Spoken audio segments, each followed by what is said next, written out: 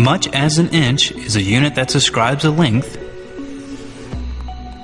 and a knot is a unit that describes the rate of speed, there is a unit that describes how fast evolution happens. Let's call that unit a Darwin. It describes how fast some aspects or characteristics of an organism changes. 1 Darwin is a factor of 2.7 every million years. This factor is often used to evaluate whether there has been enough time since the beginning of life on Earth for the evolution of all the species who have ever lived. The average rate observed in the fossil record is 0.6 Darwins, and the fastest rate in the fossil record is 32 Darwins. So any rates faster than this in observations of evolution would ensure that there has been enough time. And the average rate of evolution observed in historical colonization events in the wild is 370 Darwins, over 10 times the required minimum rate.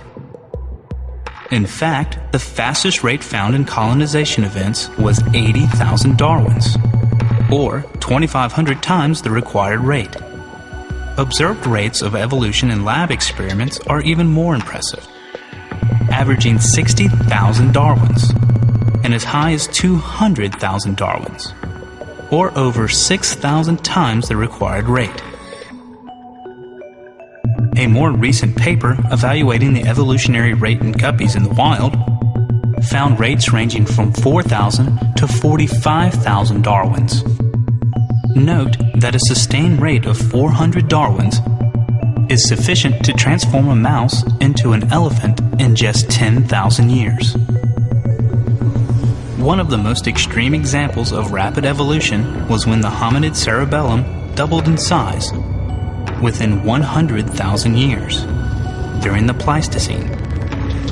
But this rate was only 7 Darwins. This rate converts to a minuscule 0.02% increase per generation at most.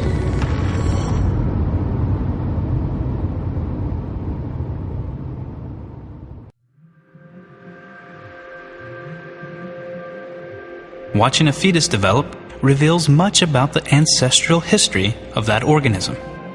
A human embryo in its 3rd week is a featureless disk of cells until a furrow appears and plows its way across the top layer of cells. This is the primitive streak. As the primitive streak then begins to shorten, it leaves a trail in the form of a tube of tissues. This is the notochord, a stiffening rod found in embryos of all chordates. In primitive vertebrates, it persists throughout life as the main axial support of the body. But in higher vertebrates, the spinal cord replaces it. But because our developmental heritage, the spinal cord cannot develop unless the notochord secretes the right chemical signals. The genome includes the information necessary for the embryo to develop properly. But the genome has a history. It has been passed down through a chain of ancestors, unbroken since the dawn of life. And it still goes through the motions of creating many of those ancestors.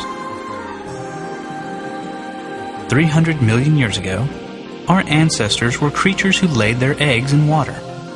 These eggs were small and round and contained yolk sacs to sustain the embryo. This is the first stage of a human embryo. But we notice that our embryo goes through a stage where it takes the form of a flattened disc. We can thank our reptile ancestors for this stage.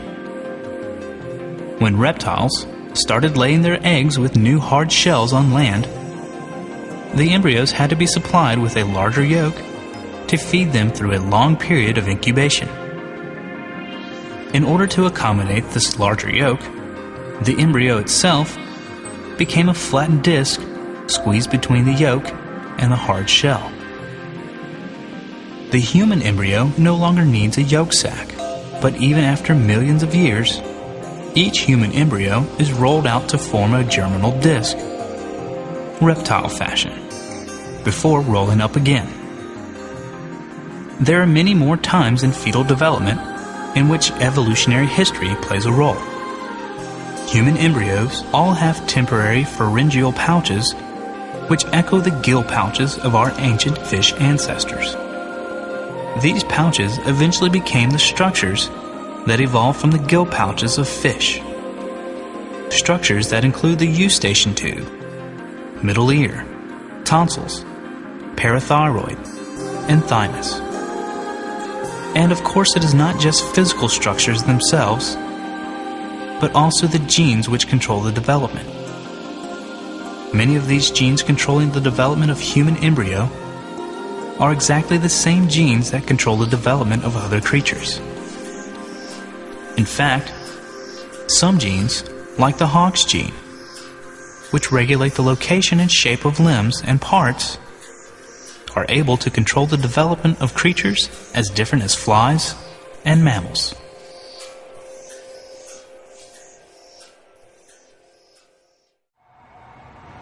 If every living creature on Earth descended from one species that could perform life's basic functions, replication, metabolism, etc., then not only should we inherit those functional capabilities, but we should also inherit the structures used to perform these functions.